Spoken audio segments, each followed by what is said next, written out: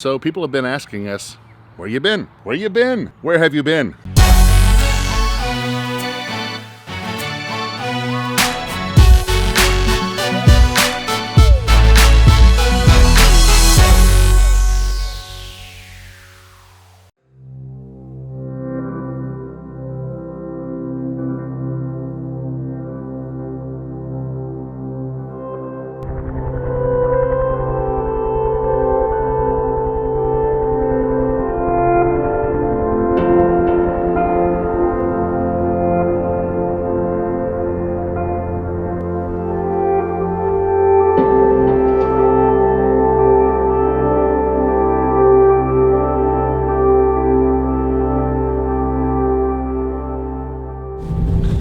So behind me is the compound of the NRVIA. We're in somewhere North Carolina, can't say where, but this is where the compound is, and what they're currently doing is they're working with FEMA, putting people in travel trailers. And what they do is whenever the travel trailers come in, most of them are new, we actually go through, inspect them all, make repairs, make sure that this unit is ready for the survivor before they actually get into it.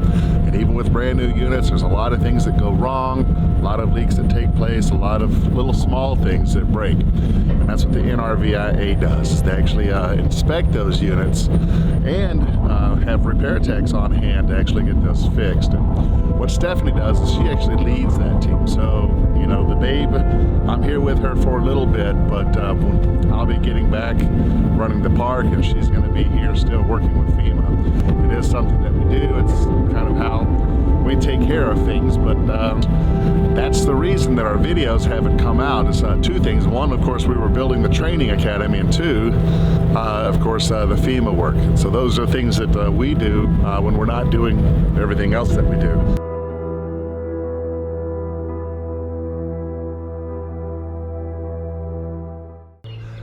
There's a lot of reasons that we've been out, one of which is that we've been building the National RV Training Academy, what I call Two Beards and a Babe testing facility. Building a 12,000 square foot testing facility for Two Beards and a Babe.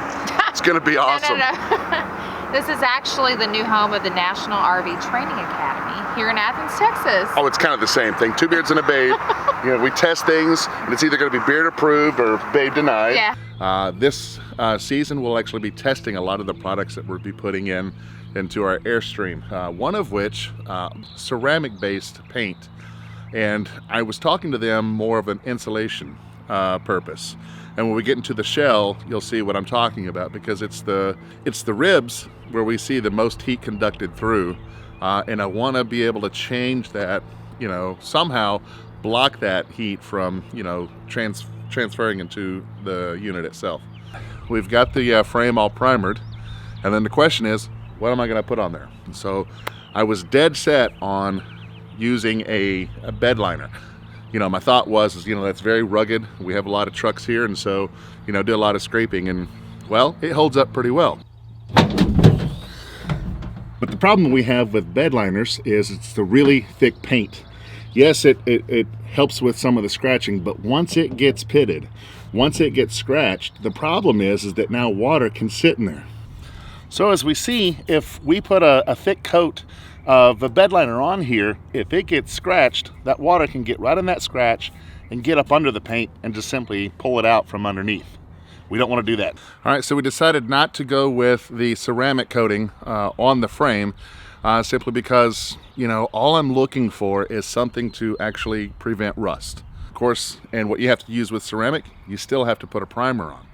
So we still had to go through the same steps. I had to get down to bare metal, and we had to put a primer on, which we did.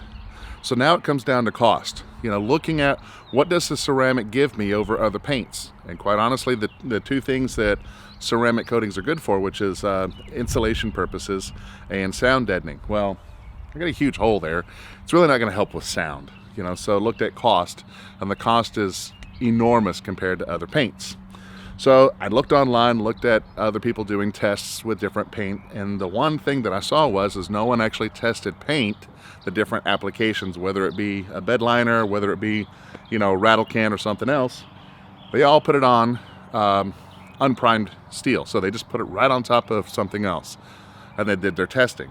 Well, that's the problem is that paint has to stick to something. It has to be etched. You get down to where you get a good etch, it doesn't matter what you use. So what we've decided to go with is just a simple rattle can. Now, I know that you may be thinking, well, we've taken the cheap way out. I don't think so, not at all. I need a thin layer on top of this, and the more layers I put on there, the harder it's gonna get off. We don't wanna spray this on all at once. Paint sticks best to itself when it's dried. We've got our etch down, we have our primer on, so now it's time to actually just go put a good enamel on. And that's what we're looking for. Now, is it gonna be perfect? No. Can we get 5, maybe 10 more years out of this frame that we could otherwise? That's what we're going for. Let's get some more time out of this frame and let's address the problems in 20 or 30 years. It's making my finger cold. So I have a helper. Because, you know, our fingers were getting tired and apparently hers is already getting tired. So I'm gonna stick through it. She's gonna stick through it. We're gonna see how much of her clothes actually turn black. Doing good. All right. And slow is fast and fast is slow, so take your time. Get all this done. Right there? Oh yeah. We want all that. That's why we have you here in this little bitty corner.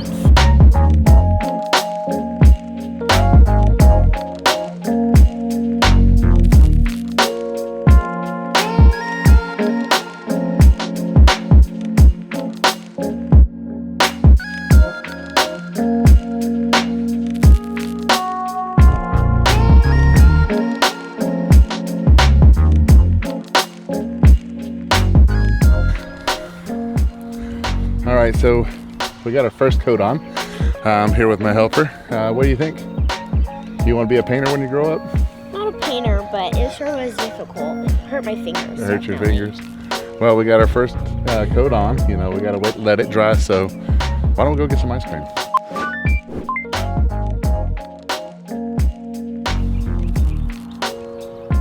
No? How about some salad? I'll do with the first one. With the ice cream? Yeah. Let's go get some ice cream.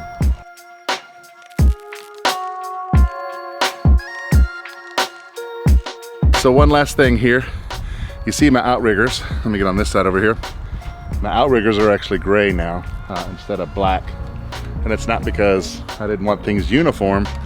It's just that the outriggers actually touch the shell. The shell is made of aluminum. The outriggers are made of steel. That's dissimilar metals. So did some research trying to find out what I could put there, if there's any type of spacer, anything like that. Nothing really, because any type of spacer you get will simply corrode over time. I did find what's called a cold galvanizing compound. It's 97% zinc for 10 bucks a can. Definitely worth it. You know, simply just try that. Again, and what I'm trying to do is just keep the corrosion from taking place. That pretty much completes this. There is a couple things I did, like I said, we do have to go in and put a couple more outriggers, so we're gonna look at our welds.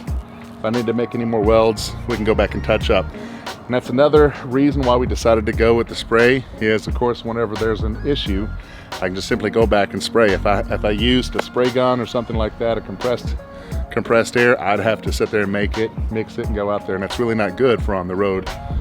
So she's 97% finished. Next, we're gonna test our floor. We got a flooring that we've been really researching for the last 9 months, so we're excited about. And then we got to start running our chassis electrical through here. Again, just want to say, if you like what's going on here, just ask that you'll go ahead and click subscribe. It's absolutely free. Go ahead, and if you haven't signed into a YouTube account, go ahead and do that.